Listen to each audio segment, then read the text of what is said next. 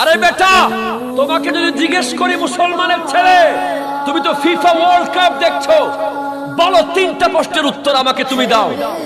কাতার কোরআনুল কারীমের ৬৫০০ আয়াত থেকে সূরা হুজুরাতের ১৩ নম্বর আয়াত কেন বেছে নিয়েছে? কথা বলো না, ঠিক কি না?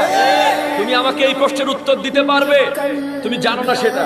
কাতারের মধ্যে লক্ষ লক্ষ প্রিন্স, স্মার্ট গায়, নায়কের মতো সুন্দর সুন্দর মানুষ থাকতে একজন অর্ধাঙ্গকে দিয়ে কেন বিশ্বকাপের ওপেনিং হয়েছে?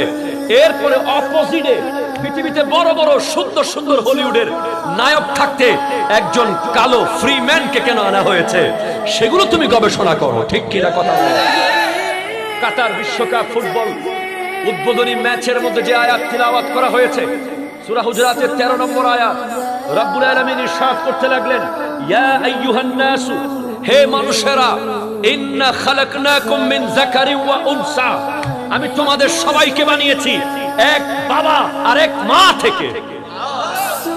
কেন কেন কেন এত আয়াত থাকতে এটা কেন? কারণ এর আগে ইউরোপীয়রা কাতারকে বয়কট করতে চেয়েছে, কাতারের বিরুদ্ধে কথা বলেছে, কাতারকে বোঝাতে চেয়েছে তারা নাকি শ্রমিকদের উপর জুলুম করেছে। আরো এমনিতেই তারা মুসলমানদেরকে দেখলেই তাদের পেইন লাগে, ঠিক কিনা কথা বলে। তারা মুসলমানদেরকে দেখলেই তাদের কষ্ট হয়। আর মুসলমানরা গ্রেনেড দিয়ে কাউকে জবাব দেয় না, মুসলমানরা তলোয়ার দিয়ে জবাব দেয় না, মুসলমানরা থাপ্পড় মেরে জবাব দেয় না, মুসলমানরা কোরআনের আয়াত দিয়ে জবাব দিয়ে দেয়, মুসলমানরা কোরআনের আয়াত দিয়ে জবাব দিয়ে দেয়, ঠিক।